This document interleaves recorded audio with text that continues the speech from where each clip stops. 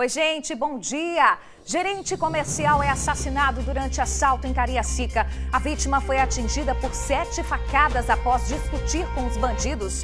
Bandidos roubam carga avaliada em R$200 mil em Cariacica. 3 pessoas foram feitas reféns. Por 1 hora, as vítimas tiveram armas apontadas para a cabeça. Preso suspeito de sequestrar um gerente bancário e roubar R$150 mil no norte do estado. O criminoso foi encontrado pela polícia durante uma operação no Morro do Cabral. Expectativa para o resultado de exame de indiano contaminado pela Covid-19. Ainda essa semana, a Secretaria de Saúde vai saber se ele está com a nova variante da doença ou não. E ainda falando de coronavírus, começou hoje a imunização dos portuários e trabalhadores do setor aéreo do estado. É muita cara de pau. Bandido finge ser morador de rua e arromba loja de celulares. Ele deixou para trás um prejuízo de quase R$80 mil. Vereador assassinado em Presidente Kennedy pode ter sido vítima de execução. O carro usado pelos bandidos no dia do crime foi encontrado queimado na zona rural da cidade. E na edição de hoje vocês vão conhecer o pequeno Benjamin. Antes de nascer, ele já sofreu com a violência. A mãe dele foi agredida durante um assalto quando ainda estava grávida. E ainda, empreendedora que trocou o salão alugado pela sala de casa. É ali, um ambiente bem aconchegante, que ela passou a atender as clientes. Tem isso e muito mais no retorno do seu TN1. Fique com a gente!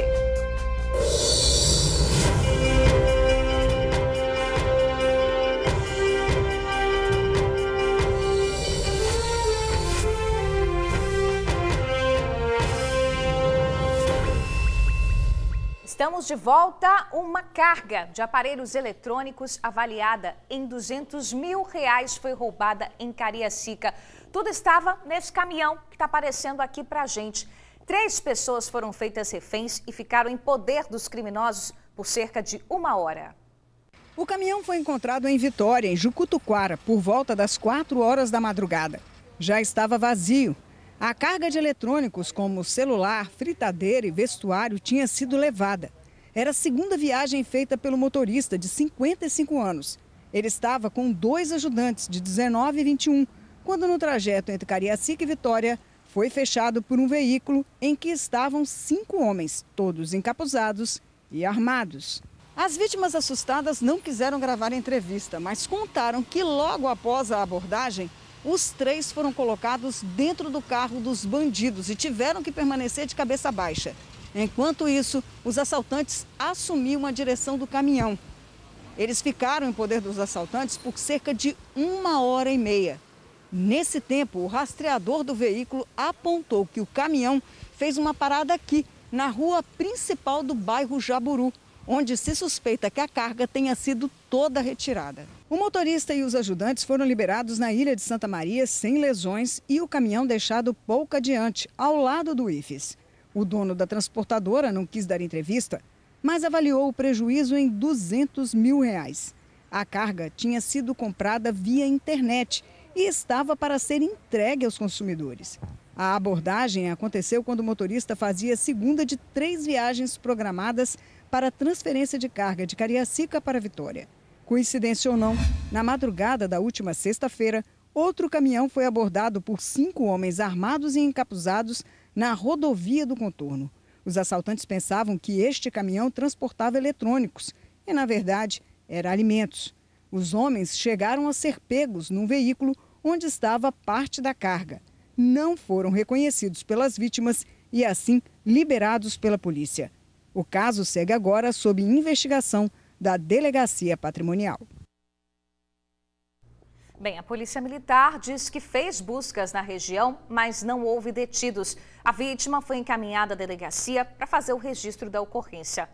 E agora, vamos falar ao vivo com a repórter Vanessa Calmon sobre o balanço de uma mega operação que aconteceu aqui no estado no mês de maio. Vanessa já está aqui com a gente. Foram mais de 160 pessoas detidas, armas e drogas apreendidas. Vanessa, é isso mesmo? Bem-vinda.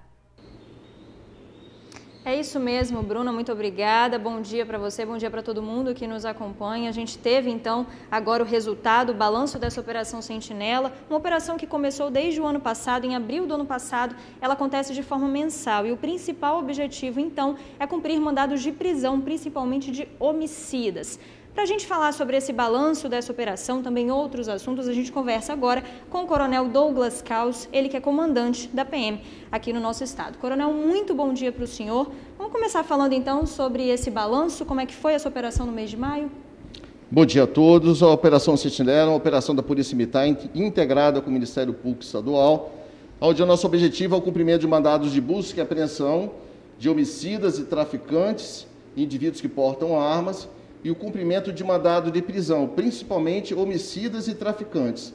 Desde o início da operação ano passado, nós já prendemos quase 300 homicidas e quase 300 indivíduos com mandado de prisão por tráfico de drogas.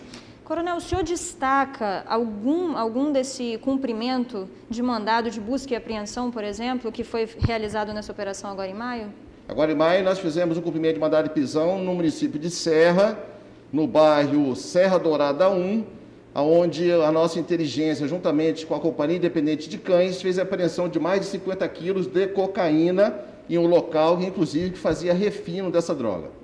Coronel, agora a gente está falando sobre essa questão da Operação Sentinela, uma operação que tira das ruas de circulação muitos homicidas, muitos traficantes, muitas pessoas que oferecem risco à sociedade. Mas, infelizmente, os crimes continuam acontecendo. O senhor poderia falar um pouquinho? A gente teve agora nessa semana, em menos de uma semana, 2 roubos a cargas, a caminhões. Ontem a gente teve essa questão de mais de R$200 mil em produtos, em objetos eletrônicos que foram roubados e o caminhão foi deixado na Ilha de Santa Maria.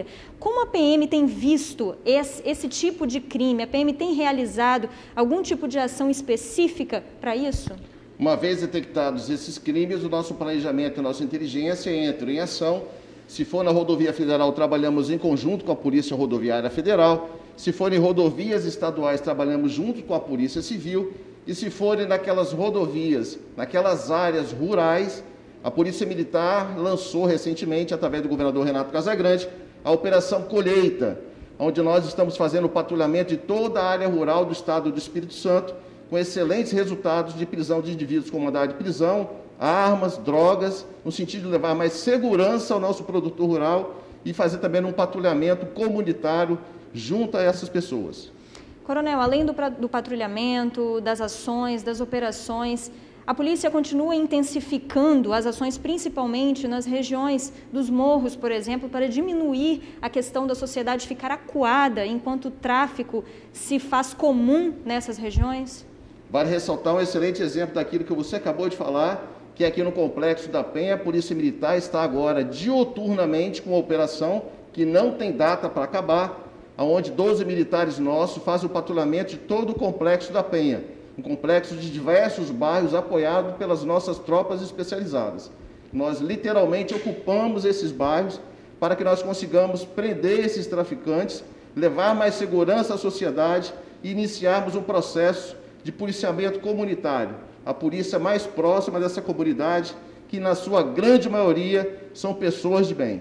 Coronel, ontem teve também uma ação lá no Morro do Alagoano, A polícia foi recebida a tiros. Conta pra gente o que aconteceu. Durante o patrulhamento da Companhia Independente de Missões Especiais, da Força Tática do 1º Batalhão e algumas viaturas, recebemos informações que 5 indivíduos estavam portando armas longas dentro do bairro.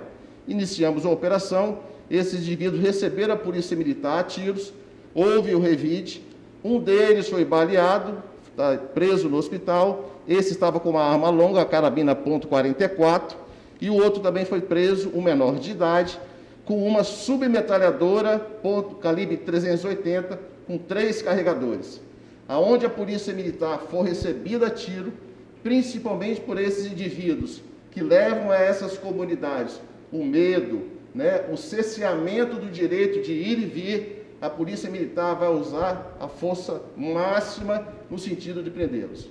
Coronel, muito obrigada pela sua participação aqui no Tribuna Notícias, primeira edição. Coronel Douglas Caos, trazendo então o balanço da Operação Sentinela, que aconteceu agora no mês de maio, uma operação aí que já vem há mais de um ano, que segundo o coronel, né, coronel, vai continuar também. Uma operação que tira aí de circulação muitos homicidas, muitos traficantes, muitas pessoas que acabam colocando em risco a vida da sociedade. O coronel também trazendo informações sobre outras ações da PM e sobre operações que vêm sendo realizadas no Espírito Santo aí ao longo dos meses. Eu volto com você aí no estúdio, Bruna.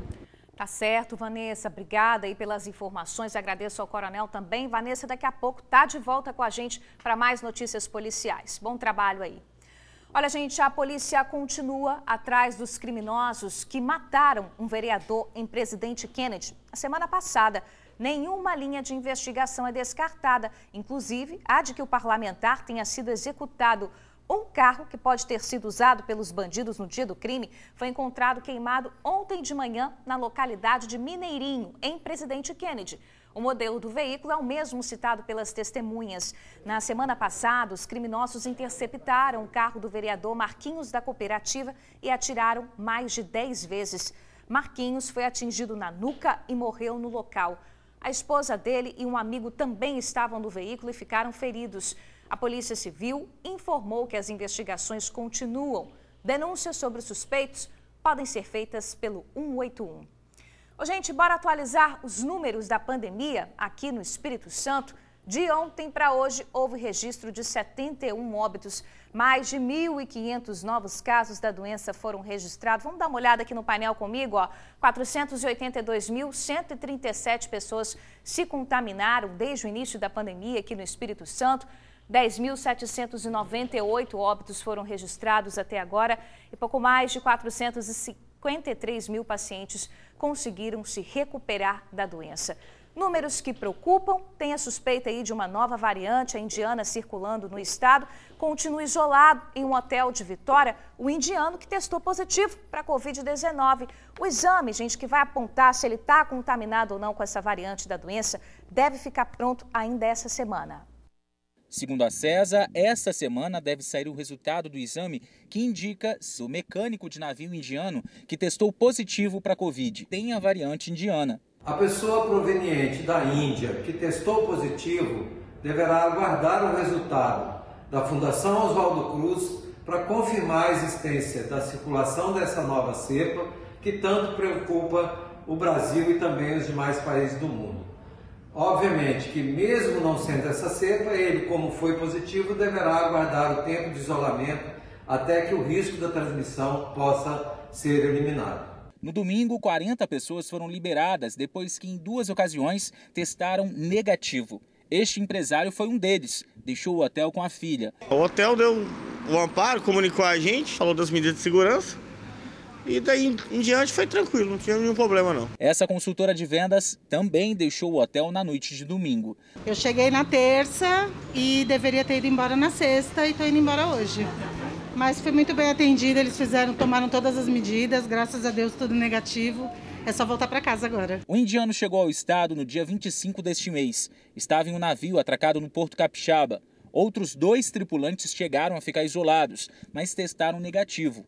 O hotel continua sem receber hóspedes. Diante da situação, o governador disse que estuda alternativas para tentar garantir a vigilância em portos e aeroportos. Esse controle dos portos e dos aeroportos é fundamental.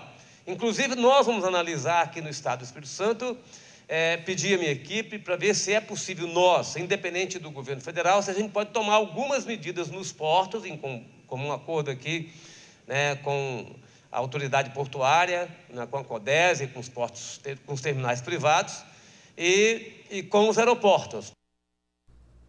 Bem, vamos saber como é que está a movimentação no hotel nesse momento? O repórter Felipe Chicarino está por lá, vai trazer as informações ao vivo para a gente. Felipe já está aqui conosco. A novidade é que nenhum hóspede foi contaminado, graças a Deus, né, Felipe? Bem-vindo.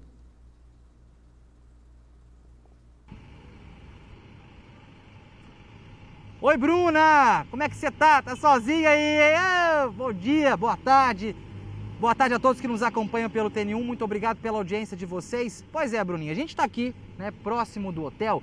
Qual é a informação de momento? Qual a informação mais atual que a gente tem para passar por um amigo do TN. De acordo com a Secretaria Estadual de Saúde, né, a maioria, grande parte da galera que estava isolada ali, tanto funcionários quanto os hóspedes, essa galera já foi testada 2 vezes. E majoritariamente a maioria fez os 2 testes e os 2 testes deram negativos. Quem está lá no hotel agora? Apenas aquele hóspede indiano, né, que veio da Índia e que está com coronavírus, já foi testado com coronavírus, mas agora a Secretaria de Saúde quer saber, esse indiano tá ou não tá? Tem ou não tem a cepa indiana, né? É uma forma de controlar, uma forma de isolar, para que ele não se relacione com outras pessoas e, no caso for a cepa indiana, que outras pessoas acabam sendo contaminadas com essa cepa que a gente tem acompanhado aí pelos noticiários. É uma cepa mais transmissível e também mais mortal do coronavírus. Então hoje, né,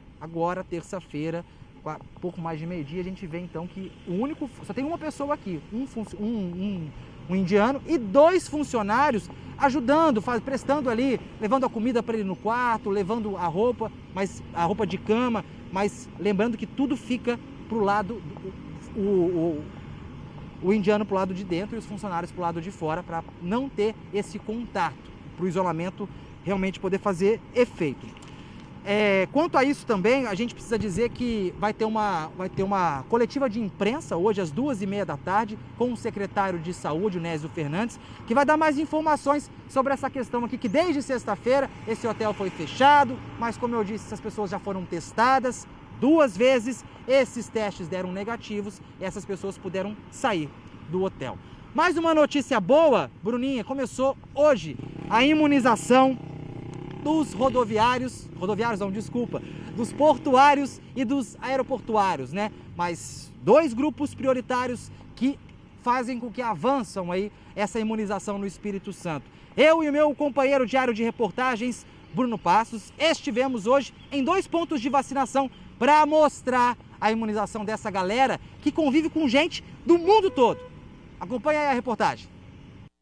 Uniforme no corpo, vacina no braço, lágrimas nos olhos e embargo na voz. O portuário Arnaldo vai trabalhar hoje mais leve. É o peso da agulha, da imunização, da vida, da esperança.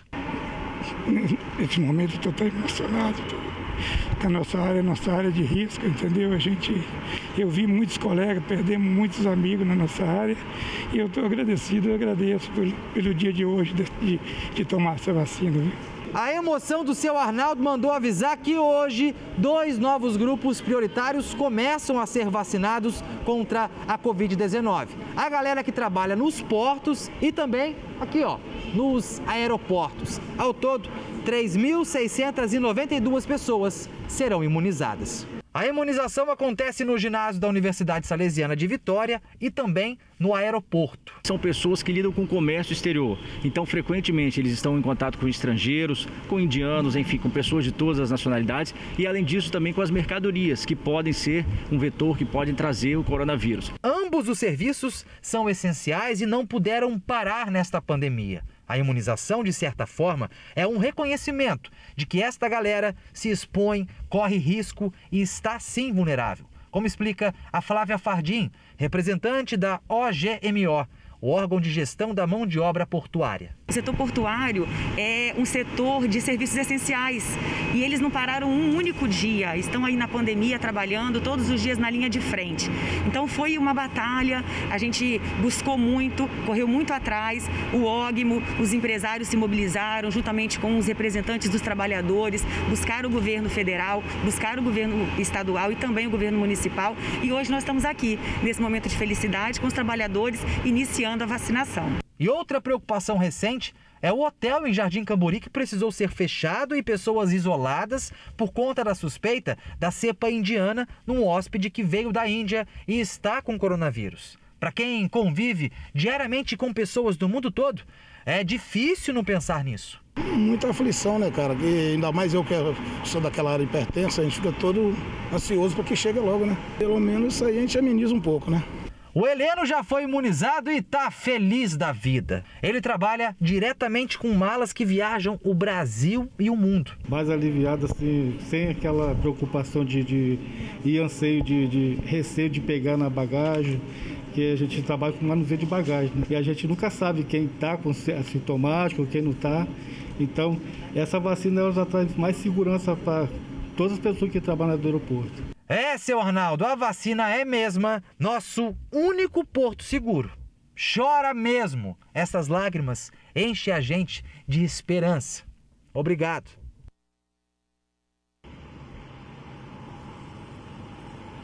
Pois é, né, Bruninha?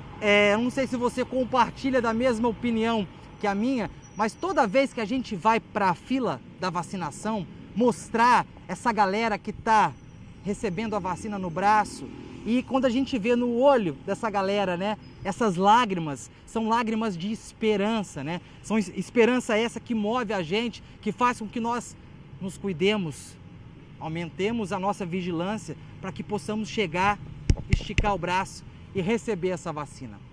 Eu devolvo para você, Bruninha, pessoal de casa. Até amanhã. Valeu, Felipe, obrigada aí pelas informações, com certeza são lágrimas de esperança. Eu sempre digo aqui, estou esperando nossa vez também.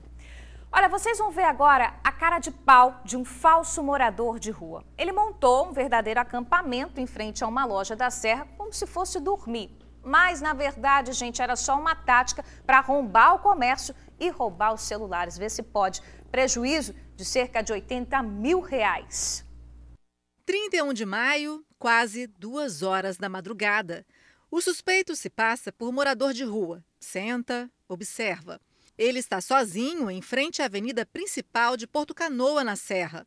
Logo, coloca um papelão na grade e depois um pano. Estratégia para tapar a visão caso alguém passasse pelo local. Ele começa a arrombar a porta de aço. Abre. Atrás da porta de aço tem ainda a porta de vidro, que é aberta em segundos. Ele entra, se arrasta pelo chão, logo levanta e chuta a porta do banheiro. Volta e pega o dinheiro do caixa, R$1.800. Em seguida, furta vários aparelhos celulares da vitrine. O alarme da loja está disparado. Ele age rápido e foge, deixando para trás o tênis, o boné e o próprio aparelho celular. 5 minutos depois, os policiais militares chegam na loja. O suspeito levou 14 celulares novos aqui da prateleira. Entre esses aparelhos, 4, cada um custava R$9 mil. Segundo a proprietária da loja, um prejuízo de aproximadamente R$80 mil, porque além dos aparelhos, ela também tem que consertar a porta de aço e a porta de vidro da loja. A loja foi inaugurada há um mês no bairro Porto Canoa, na Serra. E para a comerciante que preferiu não gravar entrevista, mas conversou com a nossa equipe, ficaram o prejuízo e o sentimento de indignação. Muita cara de pau, né, do bandido. Esse caso, gente, já está sendo investigado, mas até agora nenhum suspeito do crime foi detido. Olha, a gente segue nas notícias policiais. Um gerente comercial foi morto durante um assalto em Cariacica. Ele levou 7 facadas, a maioria no pescoço. Muita violência, né? A vítima teria discutido com os bandidos. A vítima foi identificada como sendo o Wellington Peixoto dos Santos, de 30 anos de idade, gerente de uma transportadora que fica em Viana. Ele teria saído de um bar no bairro Santa Paula, onde estava bebendo com amigos, e foi levar uma colega de trabalho em casa. No meio do caminho, eles pararam nesse local, próximo de onde está sendo construído um hospital, no bairro Campo Belo, em Cariacica, bem perto da rodovia leste-oeste. A polícia conversou com a vítima sobrevivente, a funcionária que estava junto com o gerente no carro parado aqui, mais ou menos nesse local.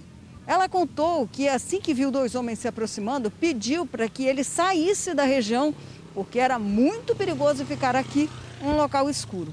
Ele obedeceu, mas acabou tomando uma atitude um tanto estranha. Ele foi um pedaço, voltou com um carro para o local onde estavam esses 2 homens, desceu do veículo e teria começado a discutir exatamente com a pessoa que estava armada com uma faca. Os 2 começaram a brigar e o comparsa desse que estava armado mandou que ele matasse logo a vítima. E foi o que aconteceu. O Wellington levou 8 facadas, 7 no pescoço e uma que acabou cortando a orelha. E mais, A funcionária que estava com ele foi ameaçada. Se não parasse de gritar, também seria morta. Daqui, os assaltantes saíram levando a caminhonete e os pertences do gerente. A mulher foi socorrida por pessoas que moram ao redor e que viram o desespero em que ela estava. Ela falou que eles estavam no bar bebendo e saiu, estava indo embora e foi abordado por 2 indivíduos. Estavam com a faca, abordou. Ele parou o carro, eles fizeram sinal de parou o carro e aí o rapaz anunciou o assalto. Eles entraram em luta corporal. Nisso que eles entraram em luta corporal foi onde é que o rapaz foi saqueado no pescoço. O carro do gerente, uma picape levada pelos assaltantes, foi encontrada num beco, no bairro Castelo Branco, ali próximo. Tinha dispositivo de rastreio. Dinheiro, celular e carteira da vítima não foram encontrados. Dos assassinos ainda não se tem notícia. O Wellington seria do Rio de Janeiro e estaria morando em Vila Velha. Apesar do carro da vítima ter sido levado no crime, ele foi classificado pelo delegado de plantão como homicídio e não como latrocínio. Que história, hein? Vou chamar mais uma vez a repórter Vanessa Calmon, que vai trazer mais detalhes para a gente desse caso. Vanessa, boa tarde mais uma vez. Muito boa tarde, Bruna. Mais uma vez também para você aí de casa. Bom, como a Suzy disse aí no final da matéria dela, né, esse crime foi registrado como homicídio, não como latrocínio. Então, dessa forma, esse crime está sendo investigado pela Delegacia de Homicídios e Proteção à Pessoa. Inclusive, a ocorrência continua em andamento. Os policiais, neste momento, fazem diligências lá pela região para tentar levantar informações que possam ajudar a elucidar esse crime. Mas você aí de casa, a população, pode sempre ajudar a polícia nesse momento, ligando para o Disque Denúncia 181, caso tenha alguma informação relevante para ser passada para a polícia, para que ela possa identificar e encontrar os criminosos que praticaram esse crime tão cruel contra esse gerente. Bom, esse crime, né, de latrocínio, de homicídio, enfim, é um crime que sempre choca a sociedade, sempre choca todo mundo, a frieza como esses criminosos chegam, não querem saber, já pedem os pertences, muitas vezes a pessoa nem reage, nem faz nada, simplesmente entrega tudo e ainda assim os criminosos acabam agindo com agressividade, com muita frieza e por muitas vezes ceifam a vida de uma pessoa para levar simplesmente os pertences dela, tirar, né, os pertences dessa pessoa dela ali naquele momento. Bruna? Pois é, Vanessa, cada dia que passa a gente fica mais chocado, né, com tamanha violência aqui na Grande Vitória. Olha, você vai continuar com a gente agora falando sobre uma operação da polícia no Morro do Cabral. A polícia estava atrás de um bandido super perigoso por lá, né, Vanessa? Exatamente, um suspeito de cometer vários crimes, entre eles, esse suspeito ele teria chefiado um sequestro, gente, que aconteceu em Ibiraçu no ano passado, em julho de ano passado. Foi um caso muito chocante, né, que chocou a população. Um gerente de um banco, ele foi sequestrado junto com a namorada dele lá em Ibiraçu. Eles ficaram praticamente uma noite separados um do outro. Esse gerente foi obrigado a ir até o banco sacar uma grande quantia em dinheiro para que a namorada não fosse morta. E então, durante essa operação que aconteceu hoje no Morro do Cabral, em Vitória, a polícia conseguiu prender esse suspeito. Vamos ver na matéria de Suzy Faria. Pela manhã, 40 policiais da DHPP, coordenados pela Delegacia de Homicídios e Proteção à Mulher, realizaram uma operação no Morro do Cabral, em Vitória. Com a ajuda do helicóptero da Polícia Militar, os policiais fizeram revistas e cumpriram mandado de prisão. O alvo é um homem acusado de um duplo homicídio na Serra, onde um casal foi assassinado. O homem é identificado como o Wallace Vinícius de Oliveira Santos, também conhecido como Costela. Era procurado ainda por comandar uma quadrilha que sequestrou a namorada de um gerente de banco em Ibiraçu e assim conseguiu roubar o banco. Esse crime aconteceu em julho do ano passado, lá no município de Ibiraçu, onde a namorada do gerente foi sequestrada pela essa quadrilha, formada por 5 pessoas. Uma semana depois do roubo, 2 dos 5 integrantes da quadrilha já tinham sido presos. 3 ainda continuavam foragidos. O Wallace Vinícius, também conhecido como Costela, estava sendo procurado e era considerado o chefe do bando. A investigação segue agora pela Delegacia de Homicídios e Proteção à Mulher. Bom, então 3 agora suspeitos de terem cometido esse crime estão presos. A polícia continua então à procura dos outros 2 suspeitos, já que foram identificados 5 criminosos que teriam tido participação nesse sequestro. Agora vamos relembrar um pouquinho esse caso, gente, porque o sequestro terminou aqui na Grande Vitória, terminou em Vila Velha, no Morro do Moreno. A namorada do gerente do banco, ela foi solta pelos criminosos no Morro do Moreno. Nós temos imagens de vídeo monitoramento que flagraram esse momento em que os criminosos chegam com ela de carro, ela desce do veículo e então eles saem em alta velocidade. Esse sequestro que começou em Ibiraçu, eles sequestraram o gerente do banco, também a namorada dele, mantiveram os 2 separados, fizeram graves ameaças a ela e para ele diziam o tempo inteiro que eles a matariam se ele não pegasse uma certa quantia em dinheiro. Então esse gerente ele foi com os bandidos até o banco, sacou uma grande quantidade de dinheiro, entregou para os criminosos e aí sim os 2 então foram soltos. Logo depois a polícia conseguiu encontrar esses suspeitos, encontrar também um veículo que estava com eles e encontrou uma quantia de R$150 mil, que seria parte desse dinheiro que o gerente teria sacado para entregar aos criminosos. Bom, agora a gente espera que a polícia continue investigando esse caso para que todos os envolvidos sejam presos. Bruna, volto com você. Sem dúvidas, Vanessa, é o que a gente espera. Obrigada aí pelas informações, Vanessa. A gente vai tocar o barco aqui falando ainda de polícia, viu? Uma submetralhadora e algemas da Polícia Civil foram apreendidas no bairro Alagoano, em Vitória. Durante a ação, teve confronto entre polícia e os criminosos. Um suspeito foi preso. Viaturas da Polícia Militar sobem a toda o Morro do Alagoano, em Vitória. Foram dar apoio lá em cima, onde uma patrulha tinha sido atacada por uma gangue local, ao ser surpreendida pela chegada da viatura. O fato aconteceu por volta das 9h30 da noite. Próximo a ele, os policiais militares também encontraram uma submetralhadora e algema da Polícia Civil, além de munição. Este que está na viatura aí é um jovem de 18 anos de idade. Ele também foi pego na mesma operação. Foi atingido na perna. Levado ao hospital pela família, foi medicado e se encontra sob custódia da polícia, sendo levado ao DHPP.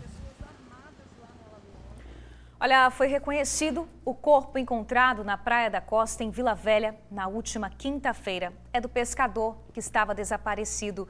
Gidáusio de Jesus Santos, de 54 anos, estava no barco Petrel, que ficou 10 dias em alto mar. Outros 3 tripulantes estavam no barco quando a embarcação afundou a 18 quilômetros da costa de Itapuã. A Marinha foi acionada e fez buscas. 2 dias depois, 3 dos 4 tripulantes foram encontrados com vida em Aracruz. Gidáusio continuou desaparecido. O corpo dele foi localizado por agentes da Polícia Federal durante patrulhamento no mar em Vila Velha. Devido ao estado de decomposição, foi solicitado um exame de DNA. O filho do pescador fez o reconhecimento ontem, segunda-feira. Olha, a gente vai conhecer agora o pequeno Benjamin, que antes mesmo de nascer foi vítima de violência junto com a mãe dele. Ela estava grávida de 8 meses quando foi agredida durante um assalto a um posto de gasolina. Vamos ver. Que vergonha.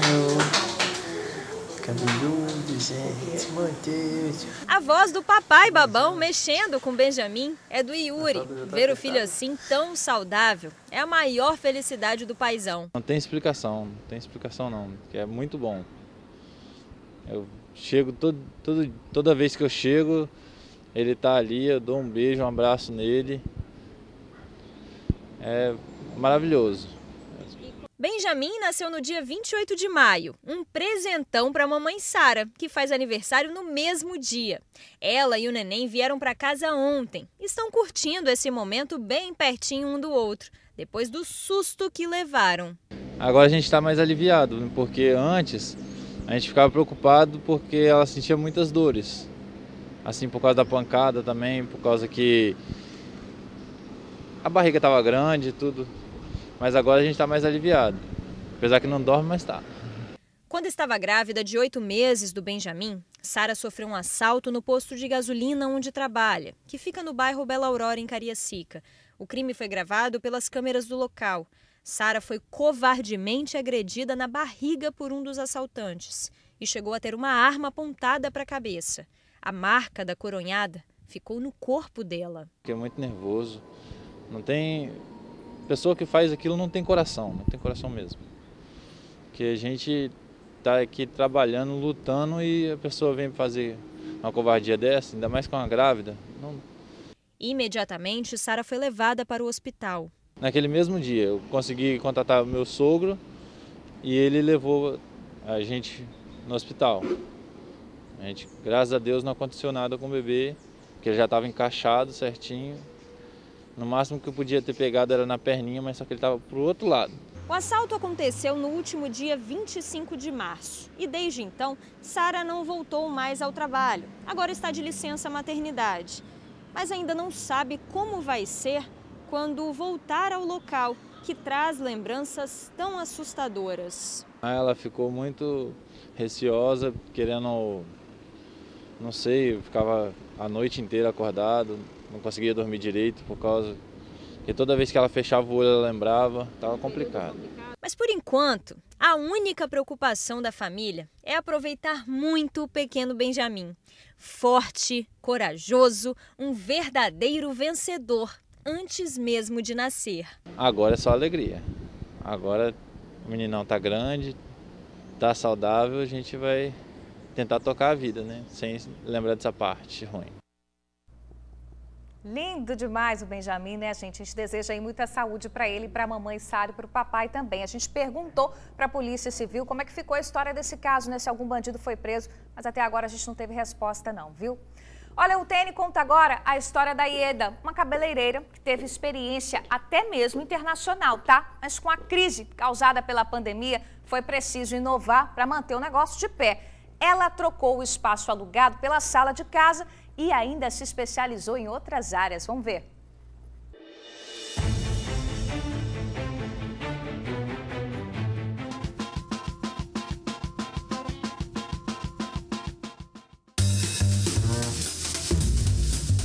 Ela atende pelo nome de Ieda Magalhães. E se existe uma coisa que Ieda tem de sobra, é experiência. Eu estou no mercado há mais de 35 anos. Né? Já atuei em São Paulo, Espírito Santo, em Portugal. Então, assim, já tenho uma bagagem, né, nessa área da beleza. Claro que não sou melhor do que ninguém, mas já tenho assim, bastante bagagem, um caminho bom, bastante história, coisas boas para contar. E o sangue que corre nas veias de Ieda é o empreendedorismo. Depois de conquistar espaço em grandes salões no Brasil e na Europa, ela tomou uma decisão: trabalhar dentro de casa. Quando eu entro aqui da casa para a sala, eu já me transformo na profissional Ieda Magalhães, né, que está no ramo há muitos anos. E tem assim, uma credibilidade muito grande dos meus clientes. Então aqui é o meu ambiente de trabalho, a minha empresa. Minha sala hoje é a minha empresa. E o retorno das clientes, como é que tá? Elas estão gostando também de se sentirem mais achegadas aqui no seu lar? Sim, é um tratamento agora mais humanizado, né? Mais informal. A cliente chega, senta no sofazinho, fica no celular. Você pode ver que a gente não tem nem TV aqui, porque a gente quer conversar mais. Quando eu falo que a Ieda trabalha na casa dela, é na casa dela mesmo. Por exemplo, você está vendo toda a decoração aqui da sala de estar. E tem uma outra coisa que a Ieda trabalha também, um outro segmento. Nesse quarto aqui, ela faz alinhamento de coluna. Por conta da pandemia também, eu quis agregar mais uma profissão, mais um trabalho. E quando eu conheci o mestre que faz esse trabalho no estado, eu gostei muito, porque eu tinha muita dor na coluna, dor na lombar, dor no joelho, dor no pé. E eu me interessei pelo trabalho. E ele foi e me deu o curso e eu me profissionalizei, me capacitei e estou atuando nessa área também. Pois é, aos 61 anos de idade, ela não quer saber de ficar parada, não. E se você deseja saber as vantagens de ser um microempreendedor individual, o Sebrae dá o caminho das pedras. Microempreendedor individual é a pessoa que trabalha por conta própria e que se formaliza.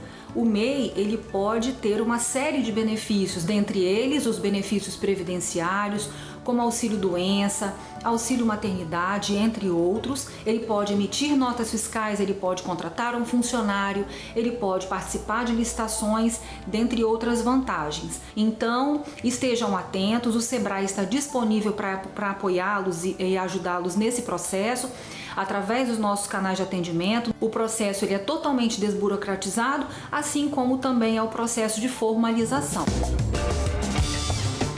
Marlene é cliente VIP. Cabelo arrumado, coluna no lugar, resultado 100% de satisfação. Eu sou, claro, cliente dela afetiva. Não posso sair porque eu estou muito satisfeita com o que ela faz no meu cabelo. Lembra do sangue que corre nas veias de Ieda? Tá lembrado? Empreendedorismo. Tá correndo nas veias, é preciso, né? O cliente vem aqui, a gente faz ela ficar bela no rosto, sobrancelha, cabelo. E se ela tiver com algum desconforto, alguma dor, eu já levo ela para outro espaço, onde eu vou cuidar então do corpo dela. E ela sai totalmente livre de dor, linda e relaxada.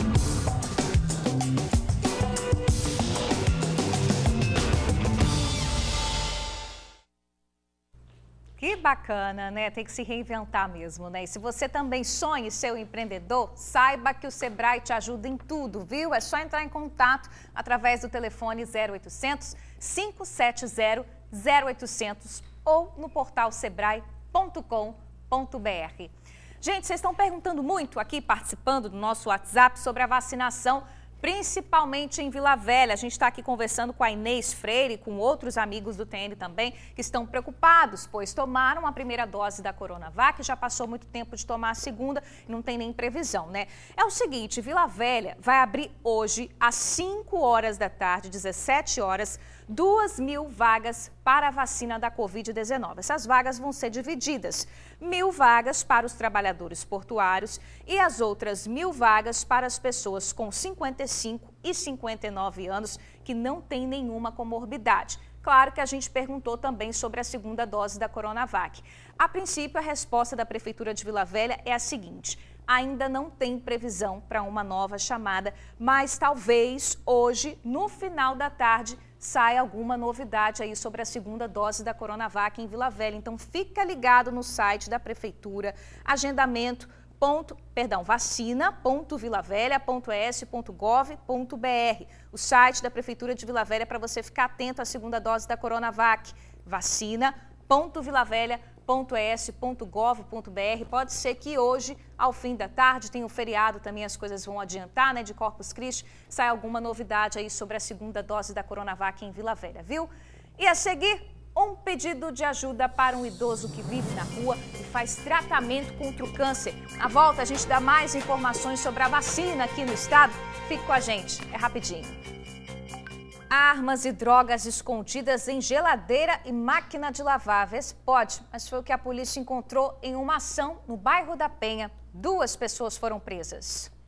A munição estava escondida dentro da mochila na máquina de lavar. A pistola atrás do motor da geladeira.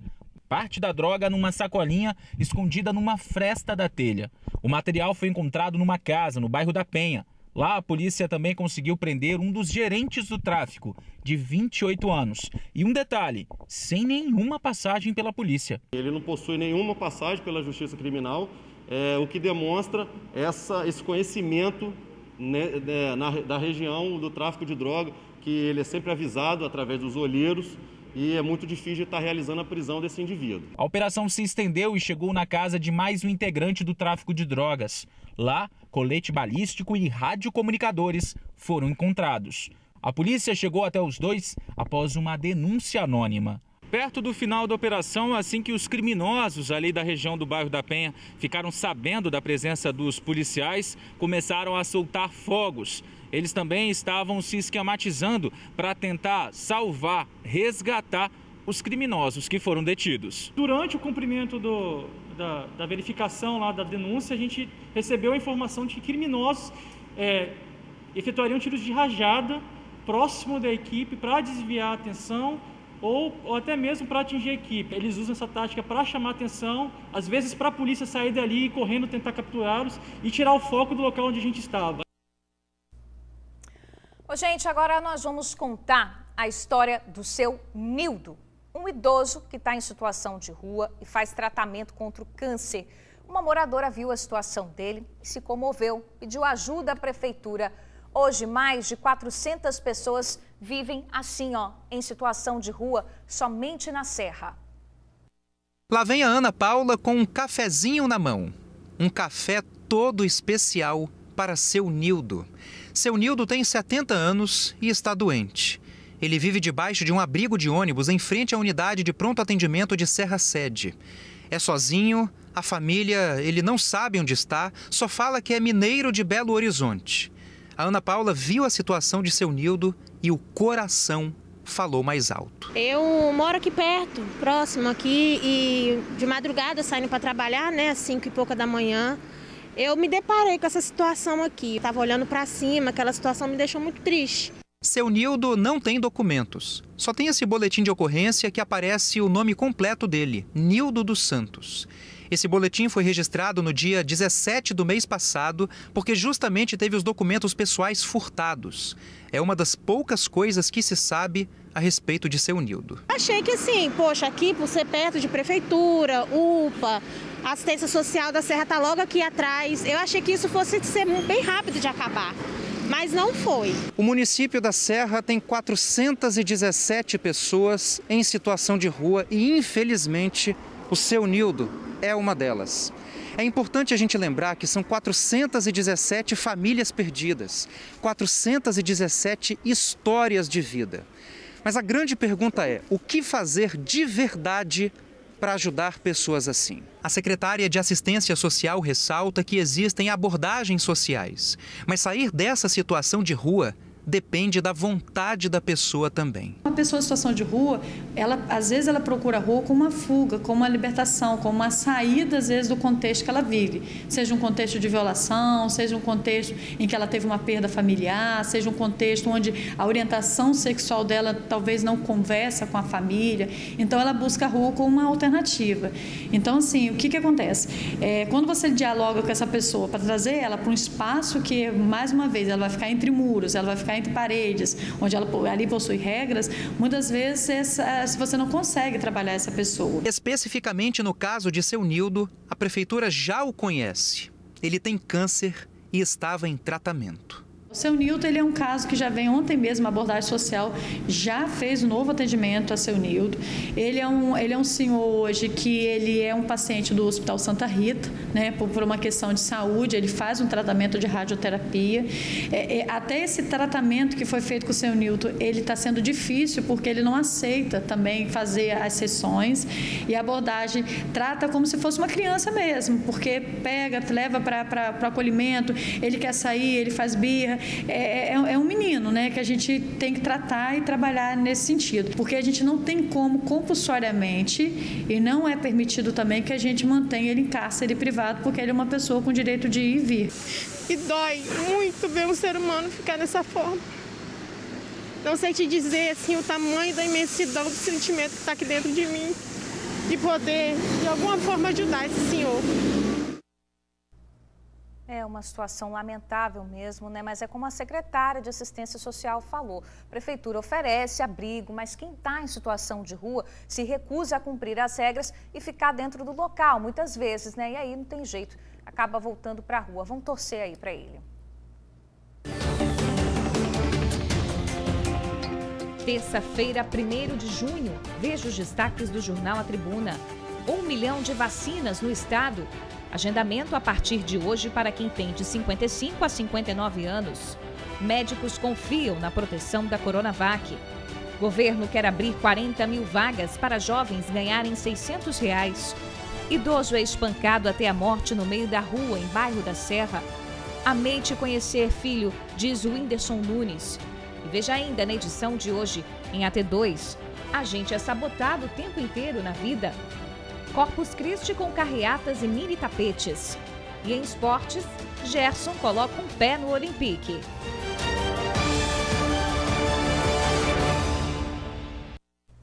Vamos acompanhar agora o andamento da vacinação aqui no estado? No painel, nós temos aí um total de 985.705 primeiras doses aplicadas, 418.497 segundas doses já foram aplicadas. Vamos aproveitar agora também para atualizar para vocês como é que está o agendamento nos municípios da Grande Vitória. É o seguinte, a gente recebeu agora uma atualização da capital de Vitória, que vai abrir agendamento para vacinação contra a Covid-19 para as pessoas entre 55 e 59 anos de idade que não tem nenhum tipo de comorbidade. Esse agendamento online vai ser aberto a partir das 17 horas. Hoje, 5 horas da tarde, serão disponibilizadas 3.100 vagas pelo site da Prefeitura de Vitória. O link está aparecendo aí para você. É o agendamento.vitória.es.gov.br. Prefeitura da Serra também atualizou a situação da vacinação por lá. A Secretaria de Saúde informou que um novo agendamento para vacinação contra a Covid-19 e também contra a gripe vai ser aberto nesta quarta-feira, ou seja, amanhã, às 18 horas e também às 20 horas, respectivamente. O público e a quantidade de vagas ainda estão sendo definidos. Depois eles vão passar para a gente, claro, informa para vocês. Vou repetir a informação da Prefeitura de Vila Velha. Vocês estão mandando muitas mensagens, os moradores de Vila Velha. A situação por lá é a seguinte. Hoje, às 17 horas, a Prefeitura vai abrir 2.000 vagas para trabalhadores portuários e também para pessoas que têm entre 55 a 59 anos de idade sem nenhum tipo de comorbidade. Quem está aguardando a segunda dose da Coronavac em Vila Velha, por enquanto ainda não tem previsão de uma nova chamada. Mas fique atento ao site da Prefeitura, pode ser que hoje, ao fim da tarde, apareça alguma novidade por lá. O site é vacina.vilavélea.es.gov.br. Vamos seguir aqui com o TN1, gente. Um escritor canadense morreu após bater em uma árvore quando andava de bicicleta. Isso aconteceu em Guarapari. Michael Brulé, de 56 anos, praticava o ciclismo numa área de montanha, na localidade de Buenos Aires. Ele perdeu o controle da bicicleta em uma curva, bateu em uma placa de sinalização e depois em uma árvore. O corpo de bombeiros foi acionado, mas o ciclista já estava morto. O irmão esteve no local do acidente e lamentou a morte. Diz que Michael era canadense e escritor que veio para o Espírito Santo há cerca de 2 meses para passar uma temporada. O local onde ele se acidentou diariamente recebe dezenas de pessoas que praticam o ciclismo. Hora de fazer mais um intervalo. Na volta você vai ver. Carro cai em córrego e motorista morre. Ele não tinha habilitação. Fique com a gente, é um instante só. Um motorista sem habilitação morreu ao cair em um córrego no sul do estado. O condutor passava pela estrada que dá acesso à localidade do Bandeira, zona rural de São José do Calçado, quando capotou e caiu dentro de um pequeno rio. Quando a polícia chegou ao local, o motorista já estava sem vida. O corpo dele foi reconhecido pelo irmão. Ele afirmou que Alceli Pereira de Oliveira, de 33 anos, não tinha CNH. O corpo foi recolhido e o carro liberado para a família. Ô, gente, vamos saber como é que fica o tempo nesta terça-feira? Vamos dar uma olhada lá fora, nas imagens ao vivo do tempo? Nesse momento o céu está aparecendo, poucas nuvens aí, mas o sol está brilhando. Imagens ao vivo da Avenida Beira-Mar, em Vitória. E o mês de junho vai começar com chuvas fortes no Espírito Santo, de acordo com o Instituto Nacional de Meteorologia. Alertas de perigo potencial para mais de 40 municípios capixabas, incluindo Cariacica, Vitória, Vila Velha, Serra e também Guarapari. Hoje, previsão de chuva em alguns momentos do dia por toda a metade sul capixaba, inclusive aqui na Grande Vitória e no trecho sul da região noroeste. Nas demais áreas do estado, predomínio de sol e aumento das nuvens a partir da tarde. Por enquanto, o sol está aí dominando no céu da capital. Ô, gente, hora de encerrar o TN1 de hoje. Obrigada pela companhia, viu? A gente fica por aqui. Eu fico por aqui, né? E te espero amanhã no mesmo horário, combinado?